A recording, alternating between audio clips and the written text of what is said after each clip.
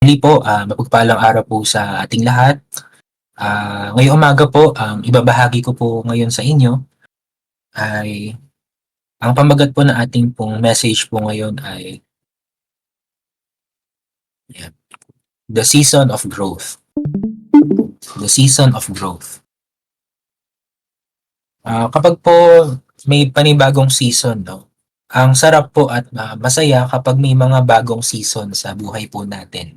No? Kapag umaapaw yung mga blessings, yung mga panalangin po natin ay palaging nasasagot, at yung pakiramdam na ganadong-ganado ka and everything seems to be falling into place. Ganun po kapag may bagong season sa buhay natin o parang bagong chapter sa buhay natin na excited po tayo. Amen. Ang sayo po ng ganun, ano?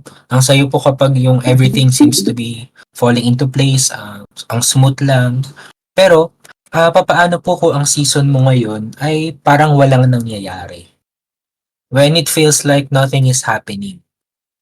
Yung nagpe-pray ka, pero parang tahimik si Lord. Yung nagsisikap ka, nagwo-work hard ka naman, pero parang wala kang nakikitang progress. Yung tapat ka namang naglilingkod, pero pakiramdam mo parang hindi ka umuusad. Yung feeling mo na parang stuck ka. Kung minsan, ganoon po ang nararamdaman po natin, o kung ito po yung pinagdadaanan po natin ngayon, let me encourage you today, kapatid. Tandaan po natin na kung ito man po yung nararamdaman po natin ngayon, tandaan po natin that you are not stuck, no? But you are growing. Hindi ka stuck, no? Pero stuck ka man ngayon, pero you are actually growing sa process, no? Amen po. Huwag po tayo makikinig sa ating mga sarili na hindi ka umuusad, no?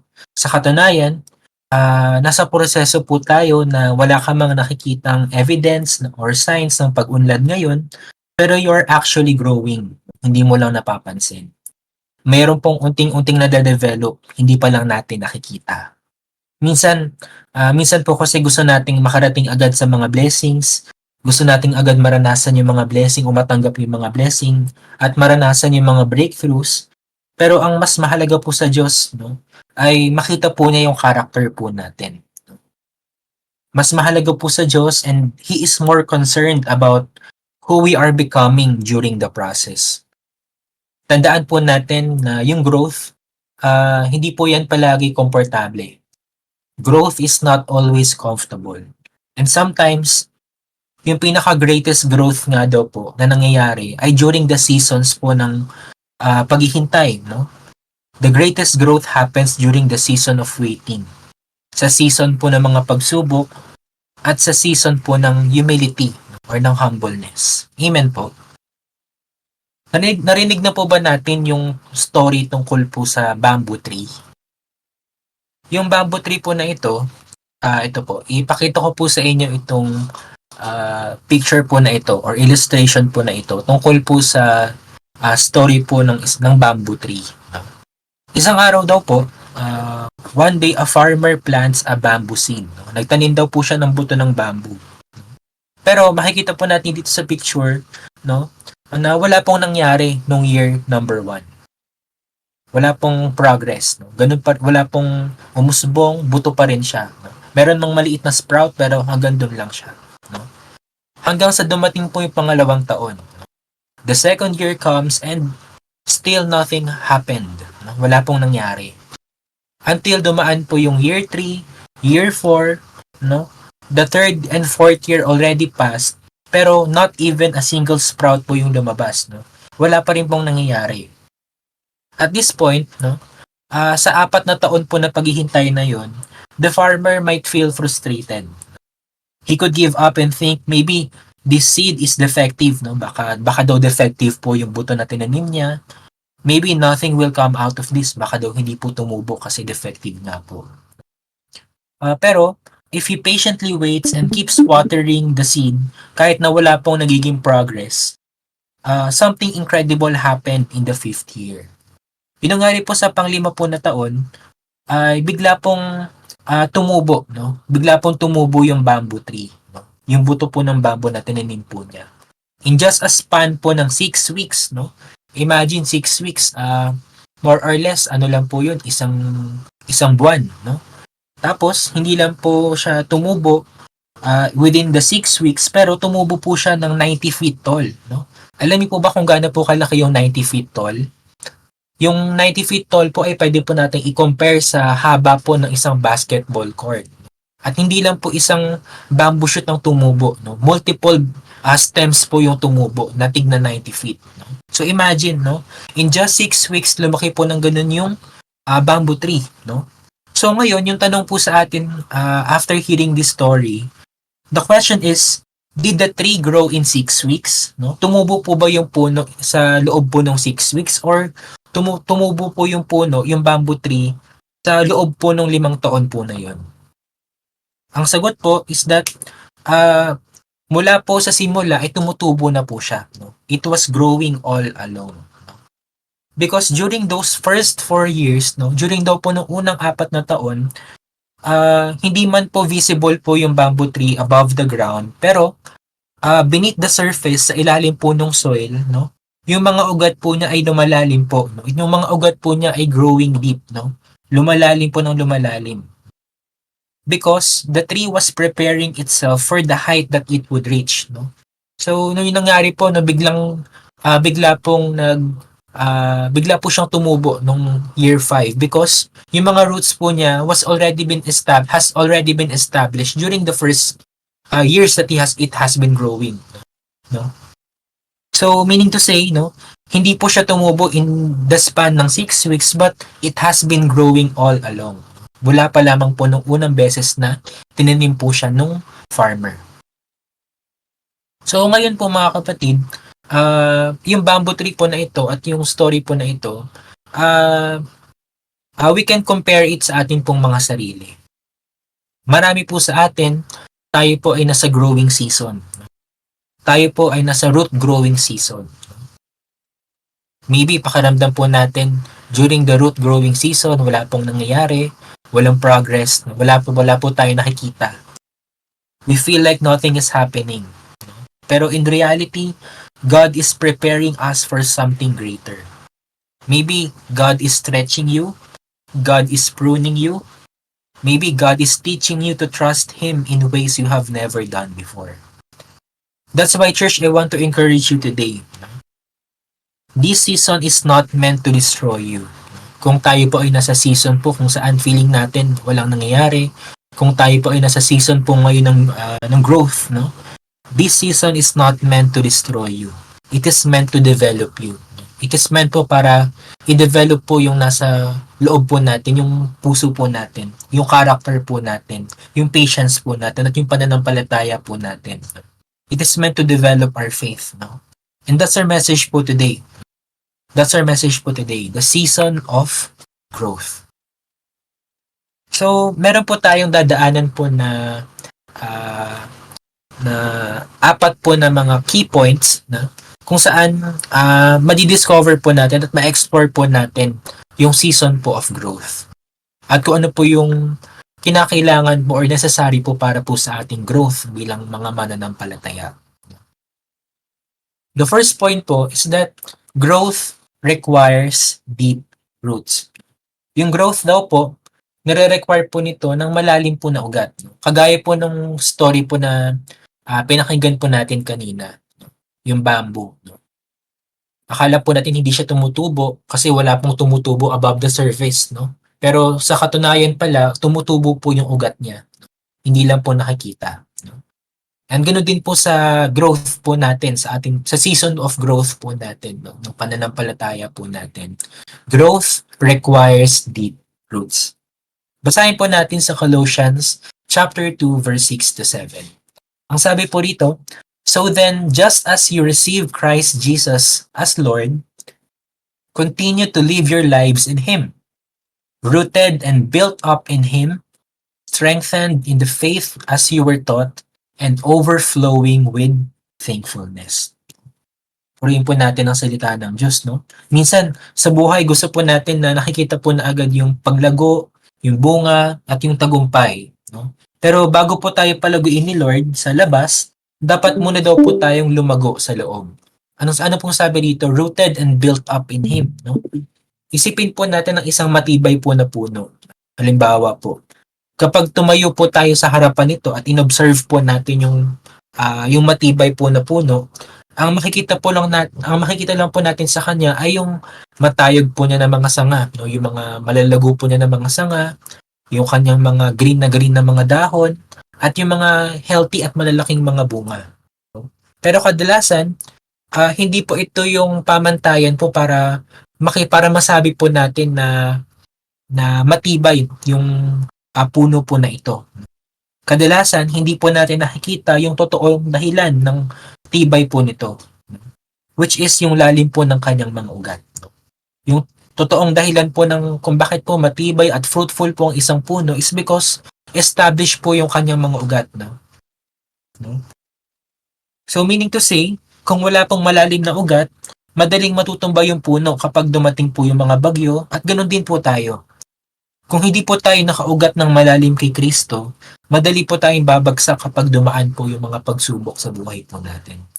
Tandaan po natin na nauuna muna po yung pundasyon bago ang paglago. Parang sa bahay po, kapag nagbi-build po ng isang structure, ang inuuna po ay hindi po yung bubong, kundi yung foundation po sa ilalim. Kaya tandaan po natin na nauuna muna po yung pundasyon bago ang paglago or ang growth. Basahin po natin sa Matthew chapter 7, verse 24 to 27.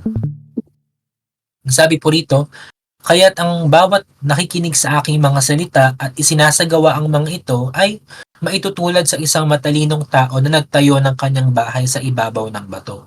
Bumagsak ang ulan, bumaha at humangin ng malakas laban sa bahay na iyon, ngunit hindi ito nag-iba sapagkat nakatayo ito sa ibabaw ng bato. No? So, itong halimbawa po na ito na binasa po natin sa salita po ng Diyos, marami pong tao, no? Kung titingnan po natin, marami pong mga taong gustong magtagumpay agad. Pero ayaw dumaan sa matibay na pundasyon. Gusto ng promotion pero ayaw ng preparation. Gusto ng spiritual growth pero ayaw ng deep devotion. Gusto ng mga fruit of the Spirit pero ayaw niyang lumalalim yung kanyang ugat. Pero alam niyo po ba na mas mahalaga po yung pundasyon kaysa po sa nakikita po natin sa panglabas. Kagaya po sa binasa po natin, yung dalawang bahay po na binilt daw po, yung isa sa sand at yung isa po sa ibabaw po ng bato. Yung isa po bumagsak at yung isa po ay nanatili. Ano po yung nagkaiba? Hindi lang po yung panlabas na itsura, no? Kundi po yung pundasyon. No? Maybe yung tinayo po sa sand ay maganda po yung itsura, maganda yung facade, maganda yung pagkakadesign, pero mahina yung foundation. Yung nakatayo po sa bato, simple lang yung design, isang level lang, no? At let's say hindi ganoon kagandahan yung exterior, pero sobrang tibay ng kanyang pundasyon, no? So, ang sinasabi po nito sa atin, no, na hindi po ibig sabihin na kapag walang nakikitang pagbabago, ay wala na pong progress, no? Maybe kapag wala po tayo nakikitang pagbabago, baka meron pong ginagawang malalim pong ating Panginoon. Kung mabasahin po natin sa Jeremiah chapter 17 verse 7 to 8, ang sabi po dito, blessed is the man who trusts in the Lord, and whose hope is the Lord. For he shall be like a tree planted by the waters, which spreads out its roots by the river and will not fear when heat comes. So, napakaliwanag po ng sinabi dito na blessed daw po yung isang mananampalataya na nagtitiwala po sa Diyos, no? At yung kanyang pag-asa po ay nasa Diyos, no? Sapagkat hinahalin tulad po siya sa isang puno, no? Na nakatanim malapit sa tubig, no? Sa source po ng water or sa isang resource, no? Which spreads out its roots by the river and will not fear when heat comes. Ibig sabihin po, it is deeply established, it is deeply rooted in the Lord, no? At ganoon po 'yung nangyayari, no? Kapag pumalapit po tayo at we are drawn closer to God, no? Kapag malapit po tayo at kapag deeply rooted po tayo sa Diyos, tayo po ay matibay, no? Kagaya po ng isang puno. Tayo po ay meron po tayo unlimited source ng water, no? Sapagkat tayo po ay malapit po sa Diyos. Ganun po 'yung paliwanag po dito. At yung pagkakahalintulad po dito. Halimbawa po, no? Sabihin po natin, no, kapag nagte-train po yung isang athlete, hindi po siya agad pinapadala sa isang competition. Ang ginagawa po kapag athlete ka, dumadaan ko muna sa matinding training. Pinapadaan muna po siya sa matinding training. Maybe sa gitna po ng training na yon, hindi pa nakikita yung resulta agad, no? Pero meron pong lumalalim na development. At kapag dumating na po yung totoong laban, yung totoong competition, siya po ay handa na, no? At siya po ay equipped na, at siya po ay handa na po na mag-perform po according po sa kanyang tinraining. At ganoon din po sa buhay natin. Minsan, gusto na po nating nakikita agad yung mga sagot sa mga panalangin natin, pero baka yung dahilan po kung bakit hindi pa binibigay ni Lord ay hindi pa po handa yung pundasyon po natin. Tandaan po natin kapag hindi mo pa nakikita yung bunga, no? Hindi pa man po natin nakikita yung fruit, pero isipin po natin na baka lumalalim pa yung ugat mo. Baka kagaya po tayo ng bamboo na during the process, pinapatibay muna yung foundation natin, no? Before po tayo dumaan, no, sa season po of harvest. And let me encourage you, no, na kapag tayo po ay nasa season po ng waiting, no, wag po tayo maiinip, no. Kung yung focus po natin ngayon ay yung panlabas lang na tagumpay, madali po tayong babagsak. Pero kung inuuna po natin yung pagpapalalim po ng ugat po natin, ipag-establish po ng roots po natin kay Jesus, no?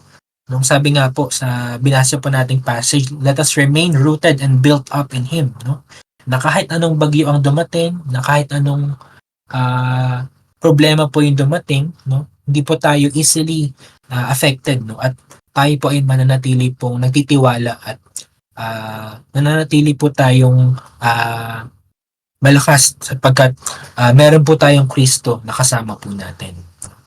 At tandaan po natin na darating po yung tamang panahon na yung ating pong pananampalataya po ay mamumunga.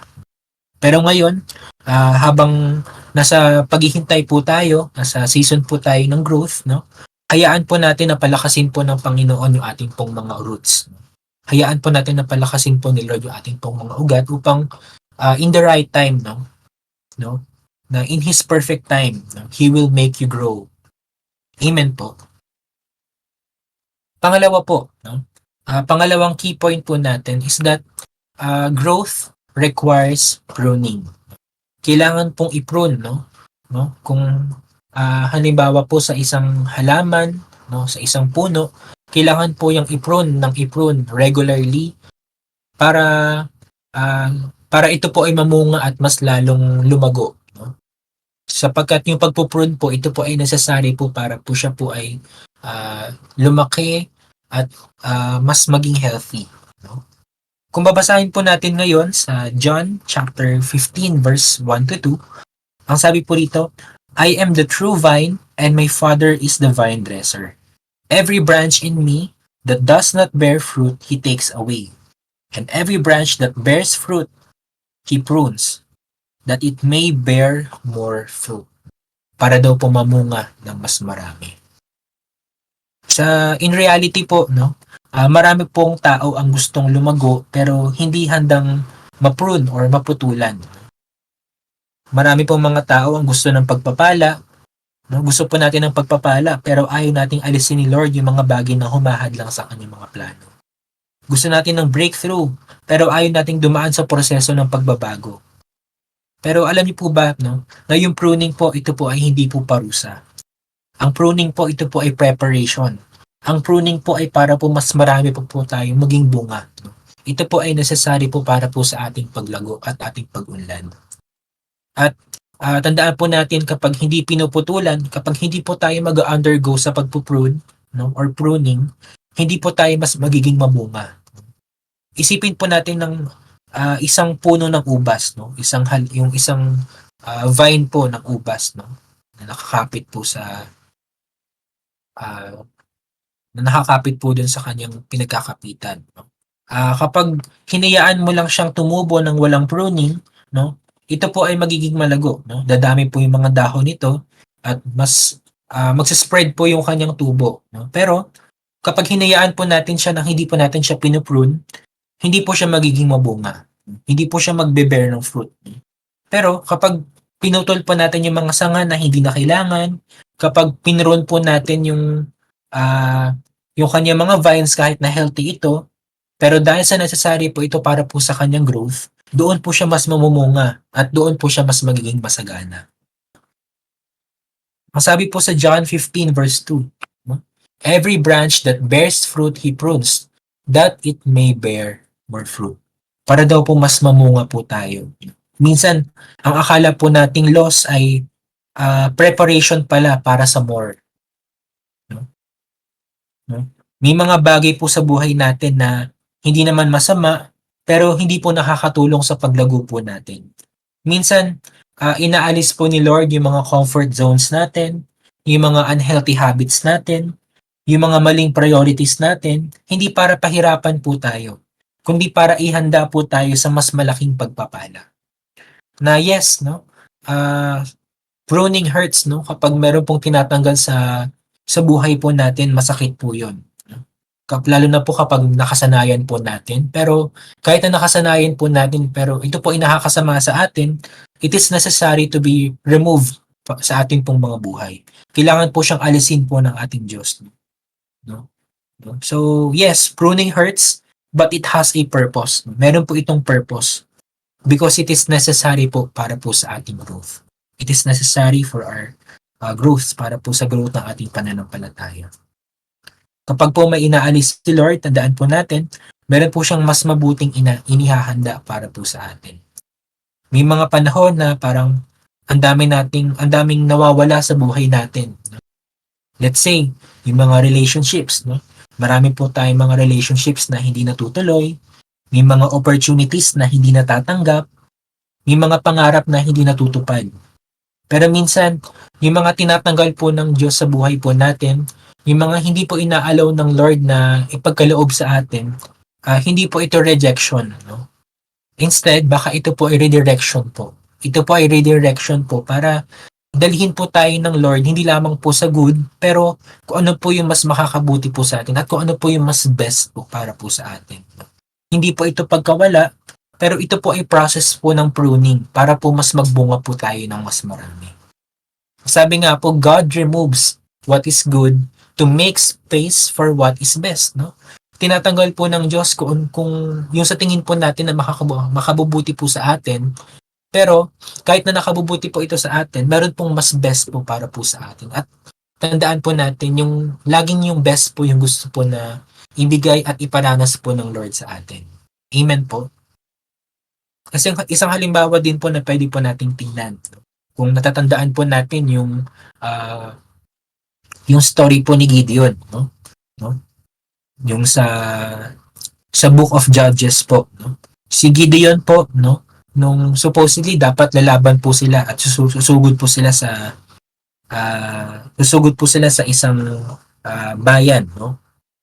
Nung umpisa po, nagdala po siya at nagprepare po siya ng 32,000 na sundalo noong una.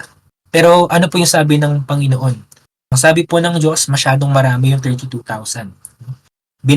Ginawa po ng Diyos, binawasan po niya ito. Yung 32,000, ginawa po niyang 10,000. Tapos yung 10,000 po, binawasan po niya ulit hanggang sa naging 300 na lang. Pero nung dumating na po yung araw po ng laban po nila, kahit na sobrang dami po ng kanilang kalaban, sila po yung nanalo.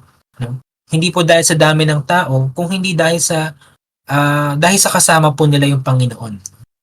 Na yung dahilan po na kanilang pagkapanalo ay dahil po sa Panginoon na sumama po sa kanila. No? Na nagpalakas po ng loob nila. And minsan, ganoon din po sa atin. No? Binabawasan po ni Lord yung mga numbers natin. Hindi upang para tayo po ay pahirapan. Kundi para ipakita po na siya lang ang ating kailangan. No? Na hindi po natin kailangan yung mga sa tingin po natin na makakatulong po sa atin. Because ang tunay na kailangan po natin ay walang iba kundi lamang po yung tulong po ng ating Diyos. Kundi lamang yung ating Diyos. Siya lang po yung gusto niya na makita po natin at maisip po natin na kailangan po natin. Amen po. And minsan, no, kapag po tayo po ay nasa season po ng pinuprune po tayo, yes, masakit po yung proseso dahil meron pong nawawala po sa atin. Pero wag po tayong susuko. Masakit po yung pruning, no? Masakit po yung mawala ng mga bagay na nakasanayan mo. Masakit mawala ng tao na akala mo panghabang buhay na sa buhay mo. Masakit mawala ng opportunity na akala mo ay para sa'yo, no? Pero kung inalis ni Lord, ibig sabihin hindi mo ito kailangan para ikaw ay lumago. Ito ay magiging hadlang para sa iyong tunay na paglago. Ano pong sabi sa Jeremiah 29 verse 11? For I know the plans I have for you, says the Lord. Plans to prosper you and not to harm you. Plans to give you hope and a future. Alam po ng Lord, no? Alam po ng Lord kung ano po yung mga planong inilaan po niya para po sa atin, no? At tandaan po natin yung mga plan po ng Lord ay hindi po para pahirapan tayo. Instead, para i-prosper po tayo, para ibigay yung best po para sa atin, no? Para po tayo ay bigyan ng hope at bigyan po tayo ng future. Para ibigyan po tayo ng security, no? No? So, kung hindi pa nangyayari yung inaasahan po natin, no? Baka meron pong binabago si Lord sa'yo bago ka nabigyan ng bagong season. Baka meron pong binabago si Lord sa'yo, baka binabago ni Lord yung character mo, baka binibuild ni Lord yung patience mo, baka binabawasan ni Lord yung mga bagay na meron ka sa buhay mo para dalhin tayo sa mas makabubuti para sa atin. And let me encourage you again, no? Na wag po tayong masaktan kung minsan, no, inaalaw po ni Lord na meron pong mawala sa buhay po natin. Especially kapag nakasanayan natin ito at sa tingin natin ito ay makabubuti sa atin. Pero tandaan po natin, mas alam po ng Panginoon kung ano po yung mas better po sa atin. Kung ano po yung best po para sa atin. At tandaan po natin, kagaya po ng vine po ng grape, no? O yung puno, ang puno po na pinuputulan ay mas nagiging mabunga. Ang sangang nililinis ay mas lumalakas, no? Ang sangang pinuputol, no? Ito po ay mas nagiging fruitful at matibay. At wag po nating labanan yung pruning process ni Lord para sa buhay po natin, no? Minsan po kasi inaalis na ni Lord pero pinipilit po nating ibalik yung mga tinanggal na niya sa buhay natin. Kahit na nasa lapag na yung mga branches na yon, no? Minsan pinipilit po nating pulutin isa-isa at ibalik sa atin. Pero hindi po yun yung kalooban ng Panginoon para sa atin. Hayaan po natin siyang tanggalin, no? At hayaan po natin siyang magtanggal ng anumang humahadlang sa tunay po nating paglago.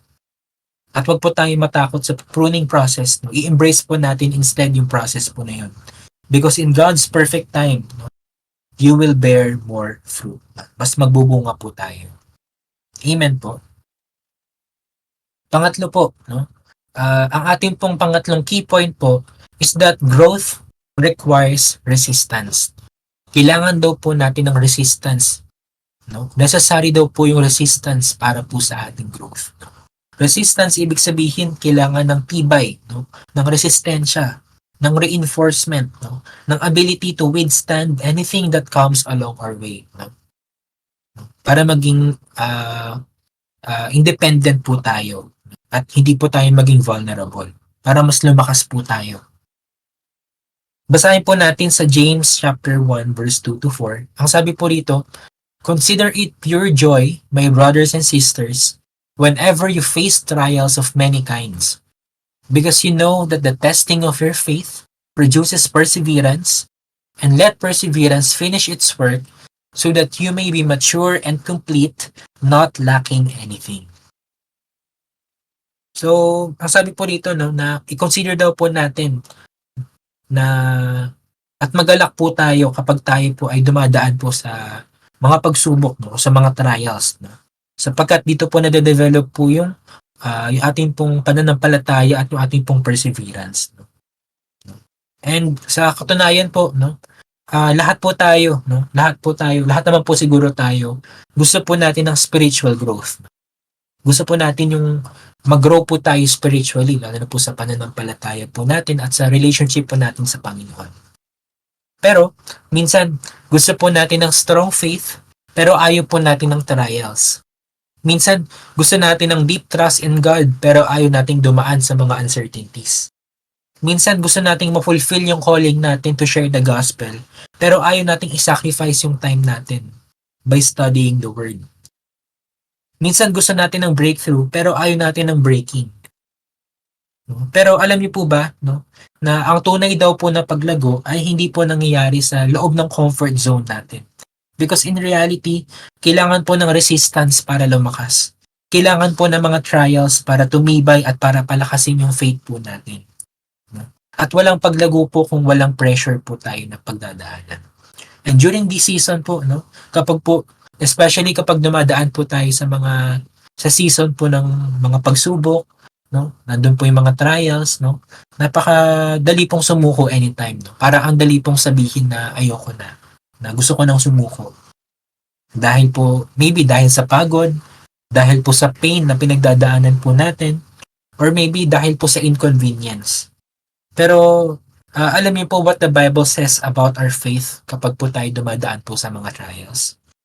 You know what the Bible says about our faith during trials? Ang sabi po sa 1 Peter 1 verse 7, these trials will show that your faith is genuine. It is being tested as fire tests and purifies gold. Pero ang sabi po dito, though your faith is far more precious than mere gold. Mas valuable daw po at mas precious po yung pananampalataya po natin kaysa po sa gold. No? So ibig sabihin po, no, hindi mo malalaman kung gaano katibay yung pananampalataya mo kung hindi ito susubukin. The trials na dumadaan po sa buhay natin will show how genuine our faith is. At doon po nabibuild yung resistance that is necessary po para po sa ating growth. Tandaan po natin kapag may resistance, ibig sabihin po meron pong potential. No, alam niyo po ba na yung isang eagle, yung agila po, no? Kapag lumilipad po sila ng mas mataas kapag po may bagyo, no? Pero kapag po bumabagyo, yung ibang mga ibon, sila po ay nagtatago, no? Pero yung agila po, no, kahit na bumabagyo, ginagamit po niya yung malakas na hangin para mas umangat, no? Para mas mag-soar higher at mas lumipad ng mas mataas, no? Ng matayo. And minsan, ginagamit po ni Lord yung mga storms sa buhay po natin, hindi para sirain po tayo, kundi para iangat po tayo.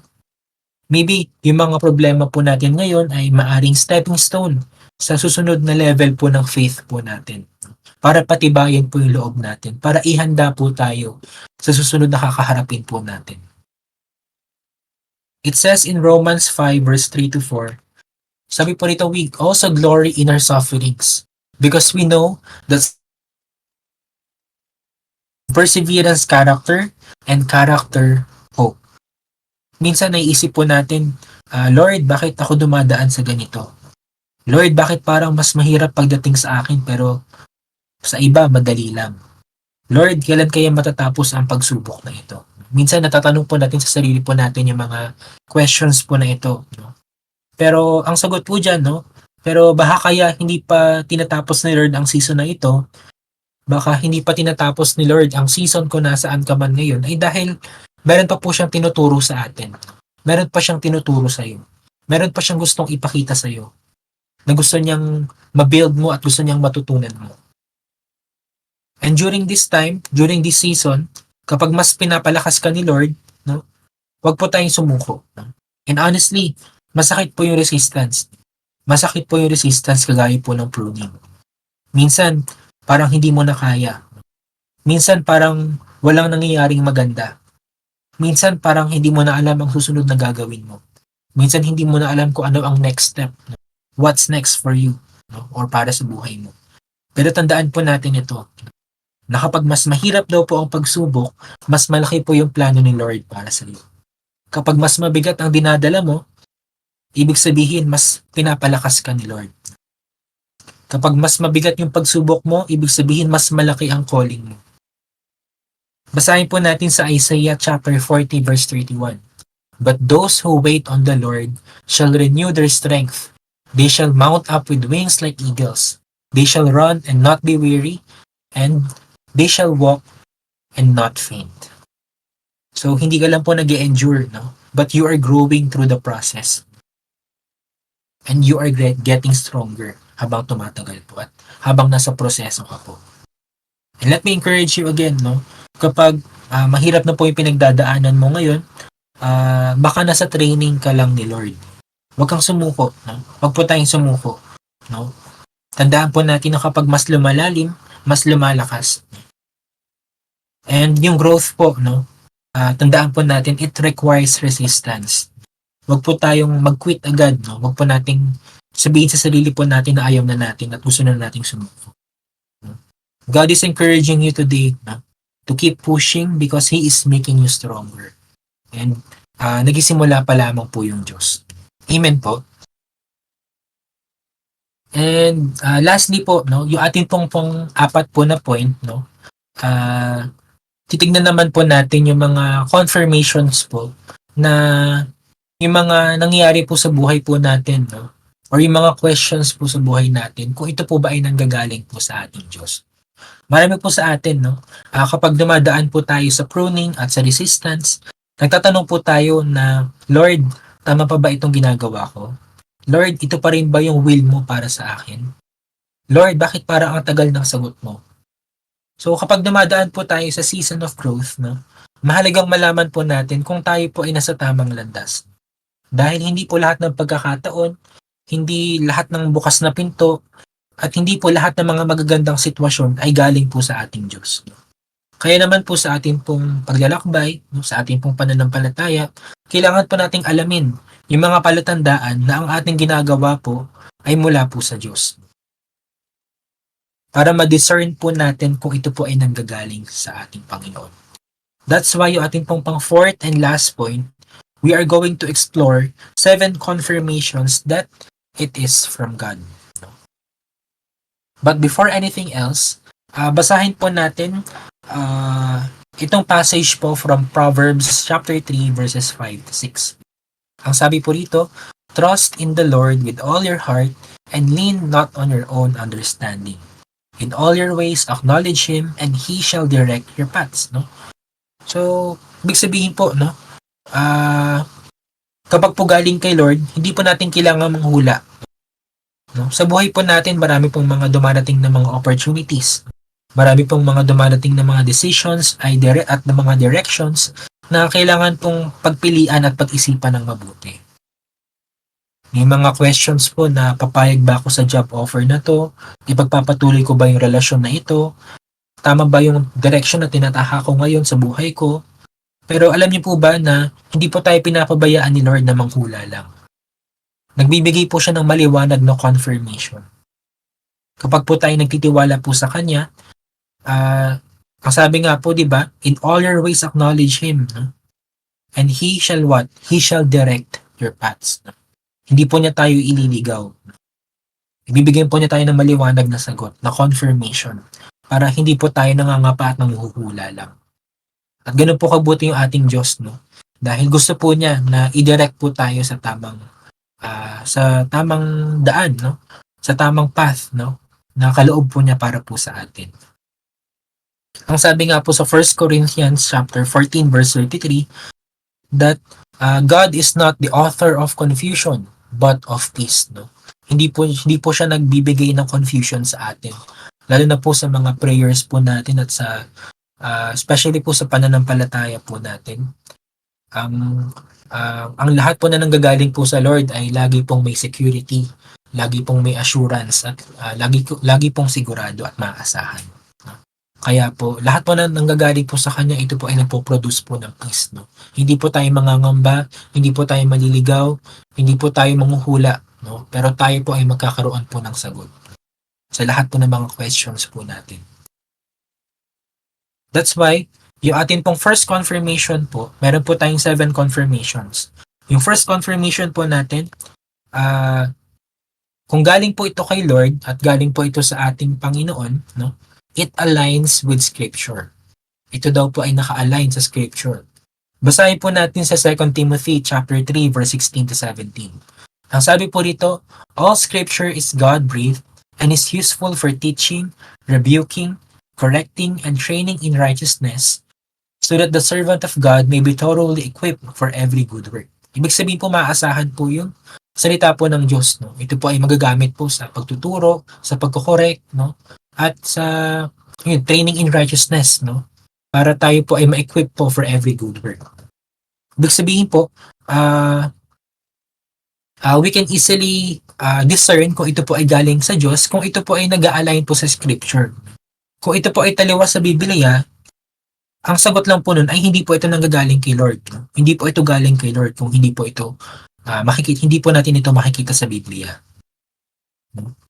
Hindi mo na kailangang ipag-pray yung isang bagay kung malinaw na po itong sinabi ng Lord na mali ito. Because God never contradicts His word. Example po, no? Hindi mo na kailangang itanong kung okay lang bang magsinungaling. Hindi mo na kailangang itanong kung okay lang bang mandaya. Hindi mo na kailangang itanong kung okay lang bang magnakaw. No? Kasi maliwanag na pong sinasagot ito ng Bible na bawal po ito. So again, no? Hindi mo na kailangang ipag-pray yung isang bagay na kung malinaw na po itong sinabi ni Lord na mali ito. So again, if it goes against God's word, it is not from Him. Second confirmation, if it brings peace, not confusion. 1 Corinthians chapter 14 verse 33. For God is not the author of confusion but of peace. No? So, even in the difficult situations po or even in the difficult decisions po na nagaganap po sa buhay po natin, God's direction comes with a deep sense of peace. No? Ito po ay nanggagaling po sa deep sense of peace at hindi po ito nagdudulot po ng anxiety or chaos or ng kaguluhan. Again, hindi po tayo pinapabayaan ni Lord na manghula lang because He always gives us clear answers if it's from Him or if it's not from Him. Nagbibigay po siya ng malinaw na confirmation. If it doesn't bring peace, wag po nating ipilit because everything is clear kapag galing po ito sa Panginoon. Third confirmation, it strengthens your faith, not your flesh.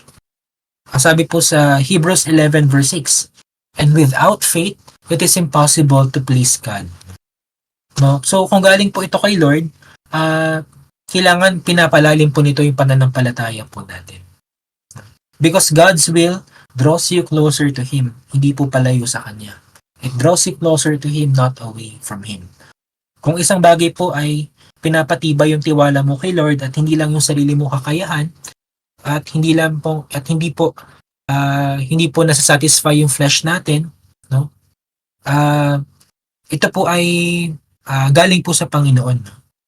If it pushes you to trust God more, if it pushes you to depend on God more, if it pushes you to put your faith on God more, ito po ay galing po sa Kanya. Amen po. Fourth confirmation po, if it is confirmed through prayer. Kung ito daw po ay confirmed through prayer. Ang sabi po sa Jeremiah 33 verse 3, call to me and I will answer you and tell you great unsearchable things you do not know. Ang tunay na sagot daw po ay hindi lamang po nakikita sa mga circumstances, kundi sa consistent prayer. No? Kung habang pinagpipray mo ito, mas nagiging malinaw, mas nagiging consistent ang leading po ni Lord, then it is from Him. No? Kung unti-unti po itong nagiging maliwanag habang pinapanalangin po natin ito po ay galing po sa ating Panginoon. So again, if prayer confirms it, move forward. No? Kung hindi po, maghintay po tayo. Fifth confirmation, no? If it bears good fruit. No? Kung ito po ay namumunga ng mabuting fruit, no? Again, ang sabi po sa Matthew 7 verse 16 to 18, by their fruit you will recognize them. A good tree cannot bear bad fruit, and a bad tree cannot bear good fruit. Ibig sabihin po, kapag po galing kay Lord, maganda po ang bunga. Hindi lang sa simula maganda, kundi hanggang dulo. Kung ang isang bagay po ay nagdadala po ng spiritual growth at hindi compromise, ito po ay galing po sa ating Diyos. So again, if it produces godly fruit, it is from God. Confirmation number 6, no? If it is rooted in humility, no? Ang sabi naman po sa James chapter 4 verse 10, humble yourselves before God and He will lift you up. Kung ito po ay nakaugat at nagpo-promote po ng pagpapakumbaba, ito po ay galing po sa ating Diyos. Sapagkat ang kalooban po ng Diyos, no, hindi po ito nagfi-feed ng pride, no. Ito po ay nagtuturo po ng pagpapakumbaba. Kung ang isang bagay po ay nagpapakita ng iyong sariling galing kaysa po sa biyaya po ng Diyos at mas naaangat po yung sarili po nating mga kakayahan at hindi po natin nabibigyan ng glory yung ating Diyos, mag-ingat po tayo at hindi po ito galing po sa Diyos. Halimbawa po nito, no, si Moses, no, sa kabila po ng kanyang pagiging leader ng Israel, nanatili po siyang mapagkumbaba. No? Kaya po siya ginamit ng malakas po ng ating Diyos. So again, if it keeps you humble, if it keeps you dependent on God, ito po ay galing po sa Kanya. Lastly, confirmation number 7. It's from God if it brings glory to Him. If it brings glory to God.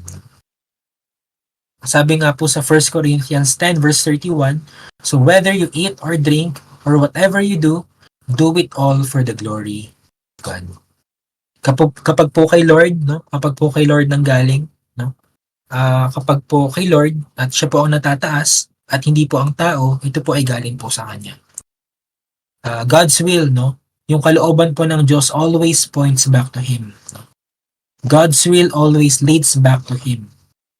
Pero if ito po ay isang bagay that pulls you away from God rather than drawing you closer to Him, ibig sabihin po hindi po ito galing po sa Kanya. Kung isang bagay po ay mas napapalapit sa iyo kay Lord at hindi lang sa sarili mong tagumpay, it is from Him. So again, if it glorifies God and not just herself, it is from Him. Tandaan po natin, lahat po, no? We can always confirm that it is from God if it brings glory to God, if it gives us humility, if it gives us good fruit, no? At kapag tayo po ay nananalangin, ito po ay nako-confirm. Kapag po tumitibay at tumatatag po yung pananampalataya po natin at kapag ito po ay nagbibigay po ng kaliwanagan at hindi po ng kaguluhan at kung ito po ay galing po sa salita po ng Diyos, ito po ay galing sa ating Diyos. It is from Him. No? We can always confirm that it is from God if it brings glory to Him. At hindi po para po sa atin. And that's why, no, let us be reminded, no, sa mga binasa po natin, sa pinag-aralan po natin, sa pinag-usapan po natin ngayong umaga, we can always trust God's confirmation in your season of growth. Especially po sa season po na ito kung saan tayo po ay nasa season po ng growth, ng pruning, ng resistance, no? At tandaan po natin, in every season of growth, hindi po silent ang ating Panginoon. God is not silent. He speaks, He leads, and He confirms His will. Hindi po natin kailangang manghula o mabuhay sa kalituhan. No? Sapagkat kapag nasa Panginoon po tayo, wala po dapat na uncertainties na pumapasok po sa ating pong ating mga isip at sa ating pong mga puso because He always gives us certainty and assurance. No?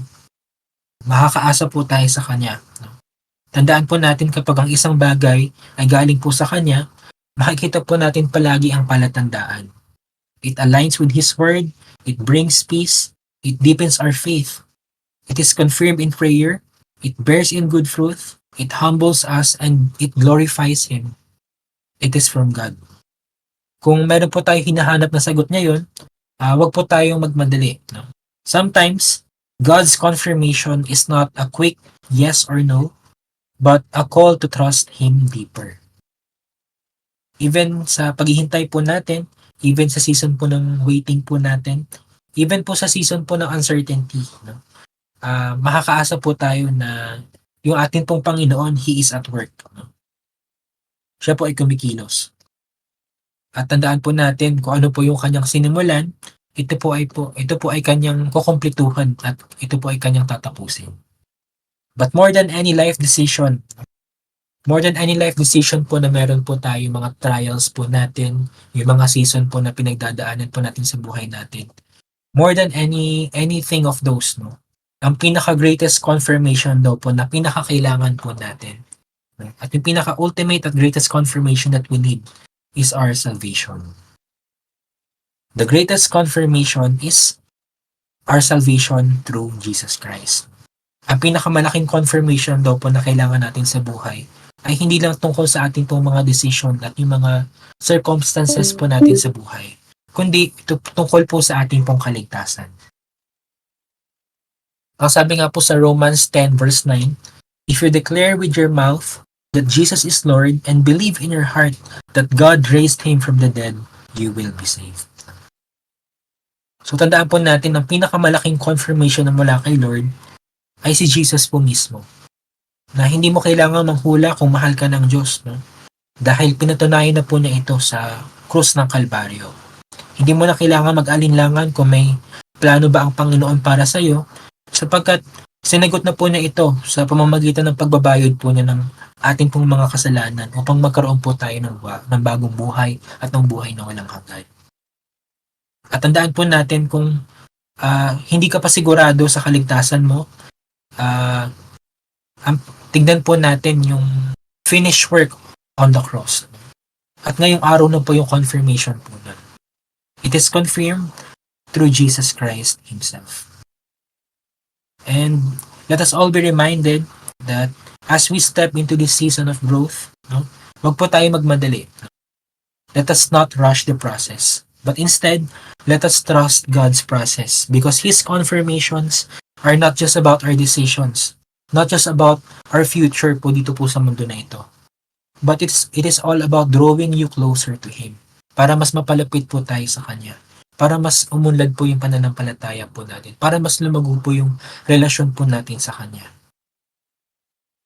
Kaya po, let us keep seeking, let us all keep trusting, and let us all keep believing in Him, no? At ilagay po natin yung pananampalataya po natin sa Kanya. At hayaan po natin na ilid po tayo, ilid po niya tayo para po sa Kanyang perfect will. Tandaan po natin kung ano po yung sinimulan ng Diyos, Kanya pong tatapusin.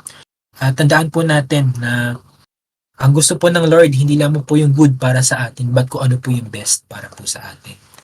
And in the season po of our growth, na wag po tayo magmadali, but let us trust God's process. Amen po at maraming salamat po sa pakikinig at pagpalain po tayong lahat ng ating pong Panginoon.